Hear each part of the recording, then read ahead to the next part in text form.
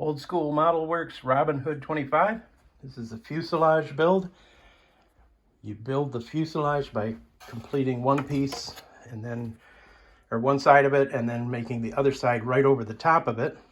And everything fits really nicely. All of the parts, you know, are pre-cut and with pre-laser cut. And all of the pieces, normally even on a good kit, they don't quite fit right. On this model, everything fits just exactly the way that it should. There's supposed to be a little bit of right thrust here, and there is. And, you know, I'm just really impressed with the laser cutting here. So I did run into a couple of issues here. This bottom longeron is supposed to terminate here, and I read the instructions wrong. I actually read it, it said to terminate here at F3, which is the fuselage former inside, and for whatever reason I was thinking it meant back here, and so I brought it all the way to the front, which means that I don't quite line up here, so I have to put a little filler piece in here, and it'll be fine. Not the end of the world, but putting it together like that. The other thing that was here is there's a hatch top, and you have to decide whether you're going to use magnets or screw it in.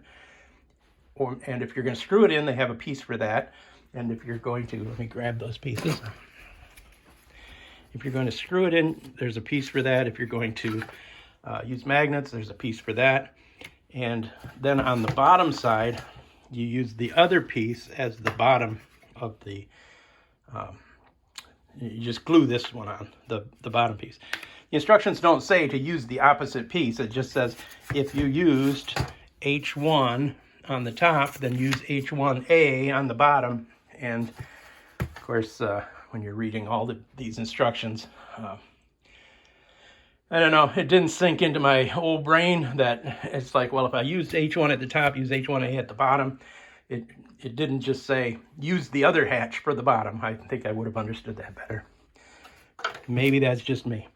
Anyway, it's going together pretty good. I did add a little bit of extra bracing here because on my last model, this point with the regular glue seemed to be a little brittle. So I just added a little bit of bracing in there at each of the joints. Not a big deal. So that's it. Next steps are to finish up the bottom and the top and to finish putting these together. And then I'll start on the tail. And we'll see where that leads us. Old School Model Works, Robinhood 25.